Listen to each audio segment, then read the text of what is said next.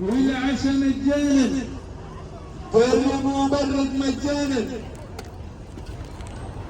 قرب وبرد مجانا، قرب يا طيب، قرب يا حاج. अच्छा, तो ये आप जो है जैसे ही हरम से आते हैं वापस, तो यहाँ पर देखें माशाल्लाह बहुत सारे खूबसूरत इंतजामात, ठंडा पानी, जूस, और उसके अलावा अंदर जो है यहाँ पर आपको मैं दिखाता हूँ, ये बैठने की जगह, यहाँ पर कहवा, चाय, खून तमीज़, जमज़म के लिए जमज़म के साथ थोड़ा सा हल्का नाश्ता किया दिया जा रहा है माशाल्लाह।